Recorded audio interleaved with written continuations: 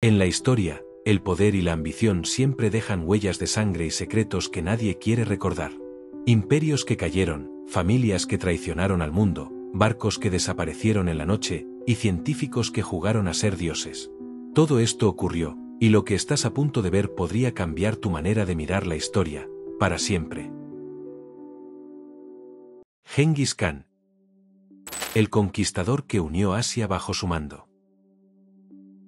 Dicen que en las frías estepas de Mongolia nació un niño destinado a cambiar el curso de la historia. Su nombre fue Temujin, pero el mundo lo conocería como Gengis Khan. Nadie imaginaba que aquel pequeño, marcado por la tragedia y el hambre, llegaría a construir el imperio más extenso que jamás haya existido sobre la faz de la tierra. Su historia no comenzó con gloria, sino con dolor. Su padre fue envenenado cuando él apenas era un niño, y su familia, sin protección, fue desterrada por su propia tribu. Pasaron hambre, frío, y fueron perseguidos como animales. Temujin aprendió desde pequeño que el mundo no tenía piedad, y que solo los fuertes podían sobrevivir. Mientras otros habrían caído en la desesperación, él forjó su espíritu en el sufrimiento. Aprendió a leer a los hombres, a dominar el miedo, y a usarlo como arma. Con el tiempo, empezó a reunir seguidores. No lo siguieron por dinero ni por promesas vacías, sino porque vieron en él algo que nadie más tenía, una voluntad imposible de quebrar. Temujin no unió tribus, las conquistó. No pidió alianzas, las impuso. Cada victoria lo transformaba, y con cada enemigo derrotado, el niño abandonado se convertía en un líder temido, un símbolo de poder. Cuando por fin tomó el título de Gengis Khan, el gobernante universal, ya no quedaban fronteras que pudieran detenerlo. En menos de 30 años, sus ejércitos arrasaron desde las montañas de China hasta las llanuras de Europa. Ciudades enteras desaparecieron bajo su paso, reinos que habían existido por siglos fueron borrados en cuestión de días. Pero más allá del terror, Gengis Khan creó un orden. Estableció leyes, rutas comerciales seguras y una red de comunicación tan avanzada que los mensajes cruzaban continentes en apenas días. Su imperio no era solo de sangre, también de disciplina, conocimiento y estrategia.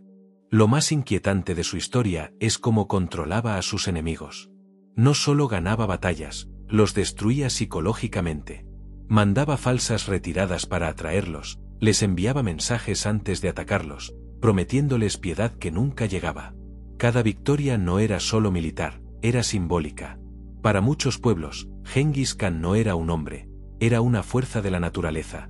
Pero hay algo aún más misterioso. Cuando murió en 1227, su cuerpo fue ocultado.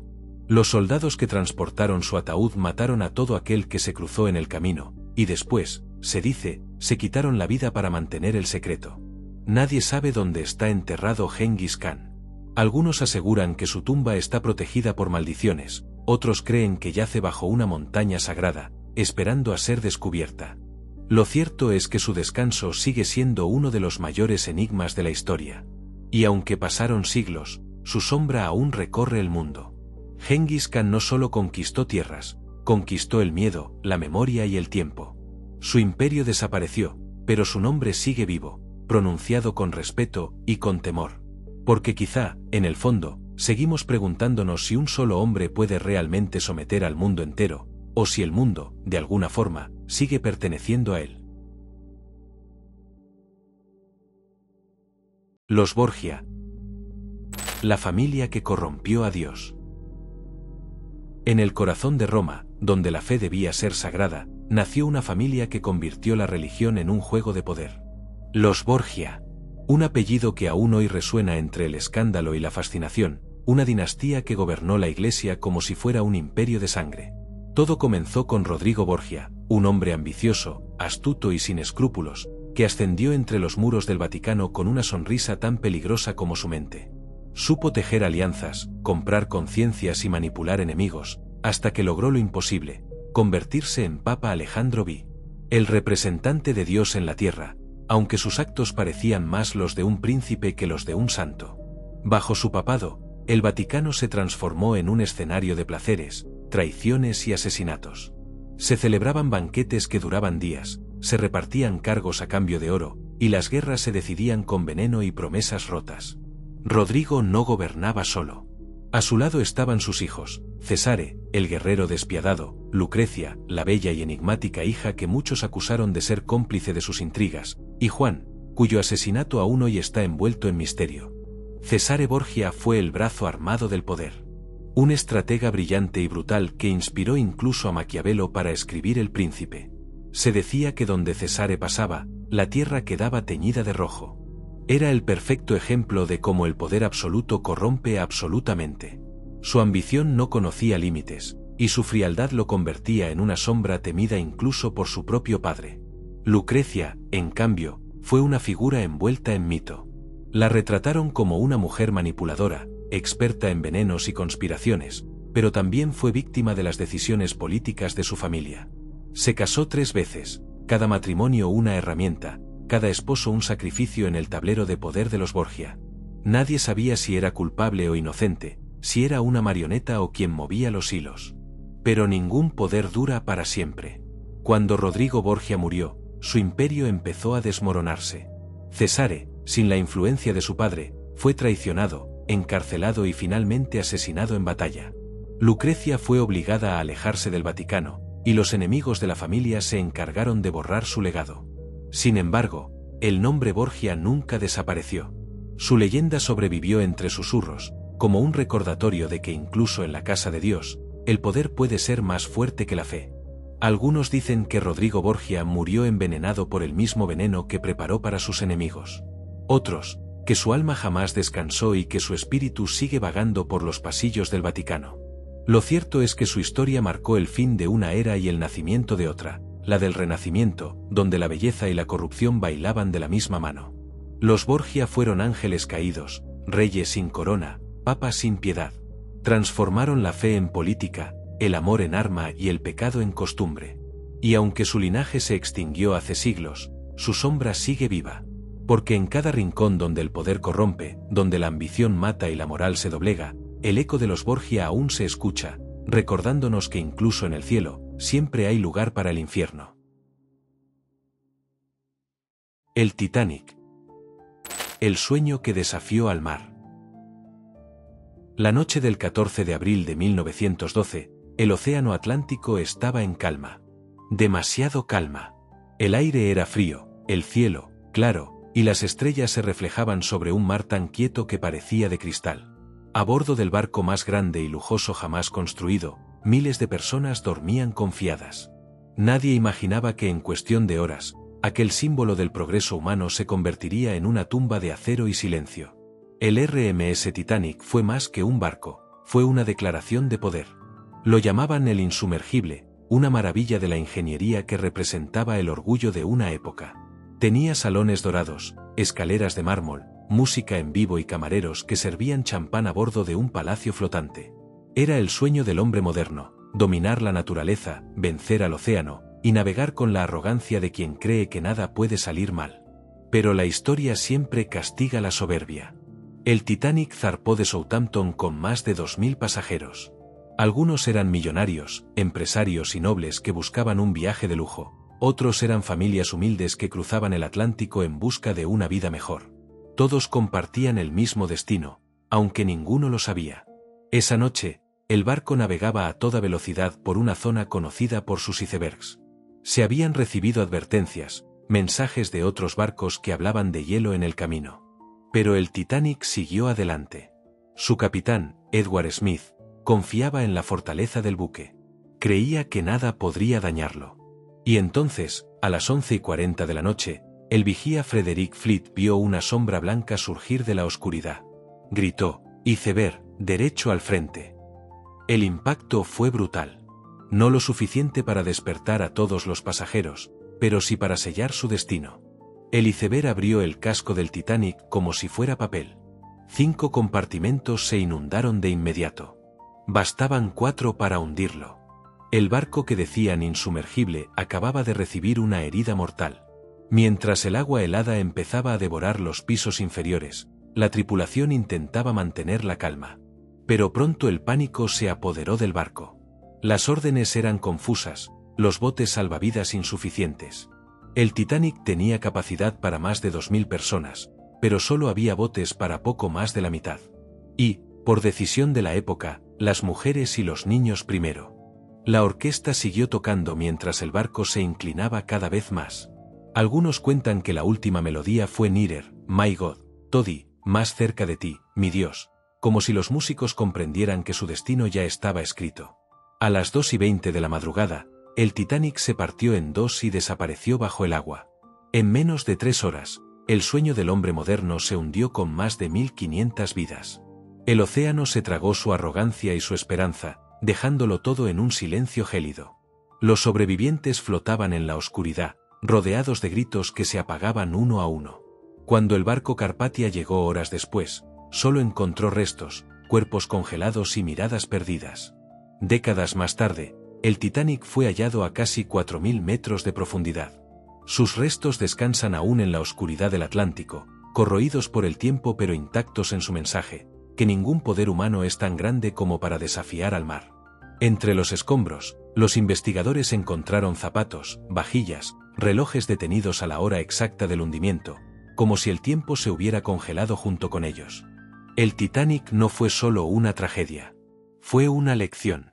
Representó el fin de una era en la que el hombre creía poder controlarlo todo.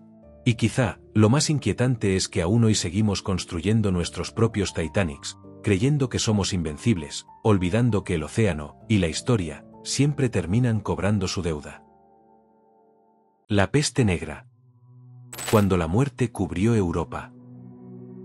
A mediados del siglo XIV, el mundo comenzó a apagarse.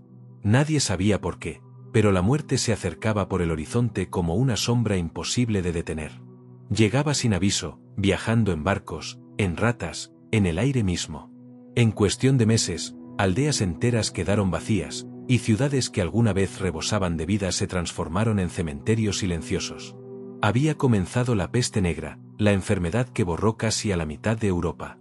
Todo empezó en 1347, cuando 12 barcos genoveses atracaron en el puerto de Messina, en Sicilia. Los marineros que bajaron del barco estaban cubiertos de llagas negras y sangrantes, con fiebre tan alta que deliraban antes de morir. Los habitantes del puerto no sabían qué era aquello, pero sabían que tenían que huir. No lo hicieron a tiempo. En días, la enfermedad se esparció como fuego. La peste viajaba en silencio, escondida en las pulgas de las ratas que habitaban los barcos y las calles. Pero pronto no necesitó de ellas, se propagaba por el aire, con solo estar cerca de alguien infectado. Los síntomas eran terribles: fiebre, vómitos de sangre, ganglios inflamados del tamaño de una manzana, y un hedor a muerte que impregnaba el aire. Muchos morían en menos de 3 días. No había cura, ni explicación, ni esperanza. Los médicos, desesperados, vestían trajes extraños con máscaras en forma de pico rellenas de hierbas para filtrar el aire venenoso. Se los conocía como los doctores de la peste, figuras que parecían más fantasmas que salvadores. Iban de casa en casa, marcando puertas con cruces negras, mientras los monjes rezaban por las almas de los que no verían el amanecer. El miedo se convirtió en locura. Las familias abandonaban a sus enfermos, los pueblos se aislaban con muros, y la religión se mezclaba con la superstición. Muchos creían que la peste era un castigo divino, una señal de que el fin del mundo había llegado. Otros culpaban a minorías, brujas o extranjeros, encendiendo hogueras que solo aumentaban la desesperación. Nadie estaba a salvo. Ni ricos ni pobres, ni reyes ni campesinos. La muerte no discriminaba. Las calles de Europa se llenaron de procesiones. Hombres cubiertos con túnicas negras se golpeaban la espalda con látigos, rogando a Dios que tuviera piedad. Las campanas no dejaban de sonar, anunciando cada nueva alma perdida. Y el silencio después de los tañidos era peor que el sonido mismo. En algunos lugares, el 90% de la población desapareció. Los campos quedaron sin manos que los trabajaran, los animales vagaban sin dueño, y las ciudades olían a humo, enfermedad y miedo. Europa entera parecía detenerse en el tiempo. La gente dejó de enterrar a los muertos y comenzó a apilarlos en fosas comunes, bendecidas a toda prisa, porque no había suficiente tierra para tanto cuerpo. Pero la peste, como todo mal, también trajo un cambio. Cuando finalmente retrocedió, dejó atrás un continente destruido, pero diferente. La escasez de mano de obra cambió la economía, los campesinos exigieron mejores condiciones, la Iglesia perdió poder, y el arte y el pensamiento empezaron a cuestionar las verdades absolutas.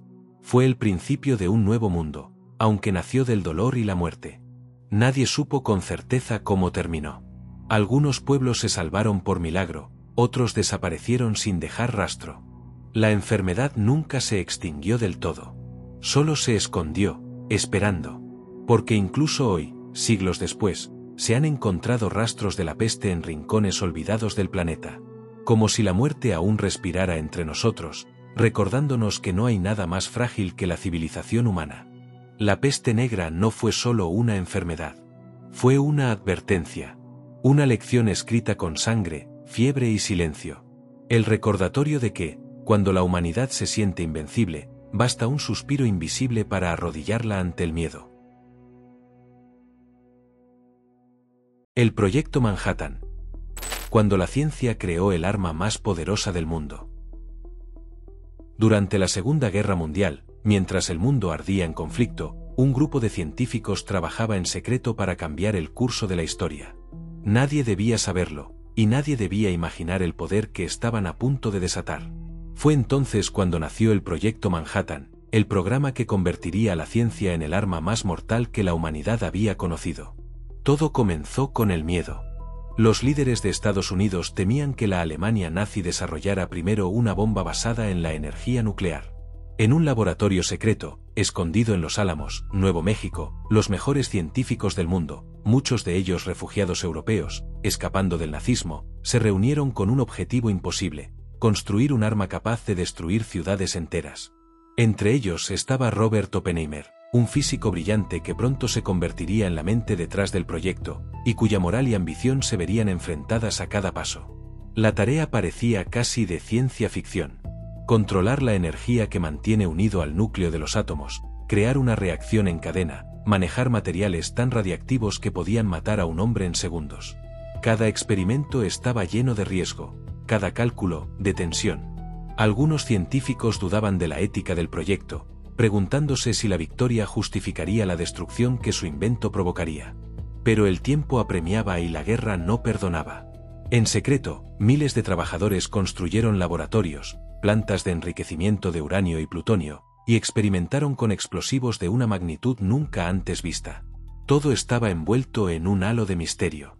El proyecto era tan confidencial que ni los presidentes de ciertos departamentos del gobierno estadounidense sabían exactamente lo que se estaba construyendo. Era un mundo de puertas cerradas, laboratorios aislados y vigilancia constante. Incluso los científicos vivían bajo reglas estrictas, conscientes de que cualquier filtración podía significar el fin de la seguridad mundial.